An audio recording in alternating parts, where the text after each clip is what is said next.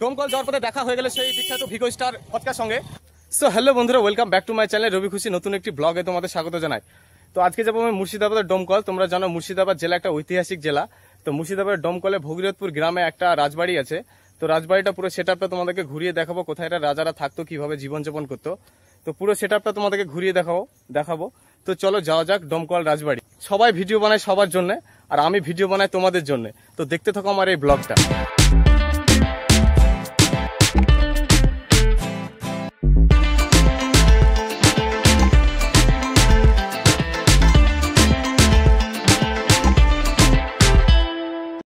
ডোমকল যাওয়ার পথে দেখা হয়ে গেল সেই বিখ্যাত ভিগো স্টার পডকাস্টের সঙ্গে।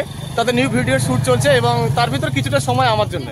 তো অবশ্যই শুটিং করতে করতে আমার অনেক মানুষের সঙ্গে দেখা হয়। শুটিং করতে গেলে সবার সাথে দেখা হয়, আলাপ পরিচয় হয়, সবার সাথে গল্প হয়। তো এই ভাইয়ের সঙ্গে আজকে হঠাৎ দেখা হয়ে গেল। তো ভাইয়ের পেজটাকে অবশ্যই প্রচুরভাবে সবাই সাপোর্ট করবেন। আমার যত ফ্যান ফলোয়ার্স আছেন একটা লাইক করবেন, চ্যানেলটিকে সাবস্ক্রাইব করবেন।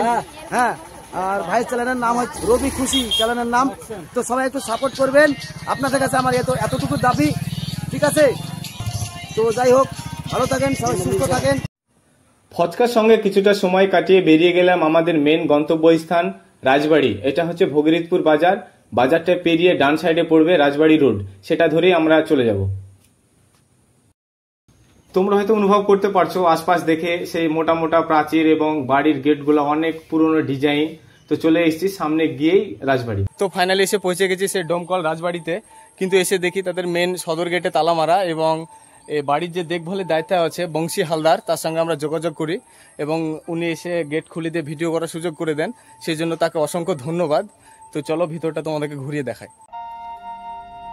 বাড়ির ভিতরে প্রবেশ করতে গা কেমন একটা ছমছমে ব্যাপার, একটা ভয়ঙ্কর ব্যাপার মনে হচ্ছে। কেউ যেহেতু থাকে না সেহেতু পুরো নিঃশব্দতা, তোমাকে এই নিঃশব্দতা এক চরম পর্যায়ে নিয়ে যাবে। তো আমি সাজেস্ট করব যারা মুর্শিদাবাদ ঘুরবে একবার ডোমকল ভগীরথপুর ঘুরে নেবে, অবশ্যই ভালো লাগবে তোমাদের।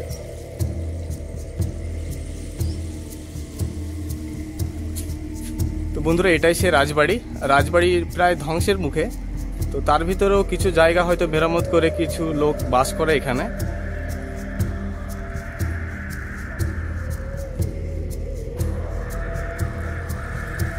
সেই উঁচু উঁচু রাজবাড়িটা আজকে ধ্বংসে পরিণত হয়েছে।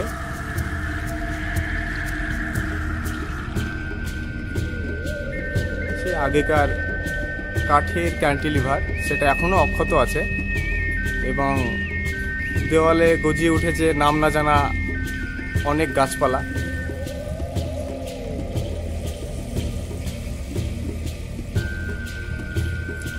সেই রাজবাড়ি এখন জঙ্গলে পরিণত হয়ে গেছে।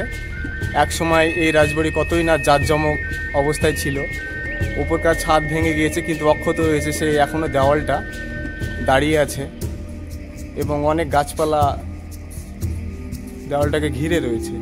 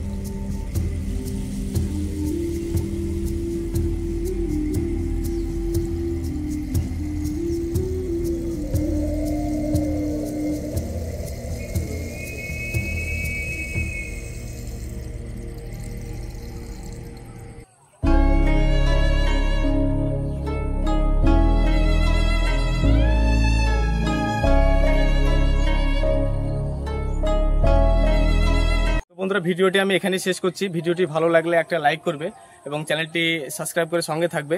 এরকম আরো অনেক লোকেশনে তোমাদেরকে ঘুরিয়ে দেখাবো। তো চলো, বাই।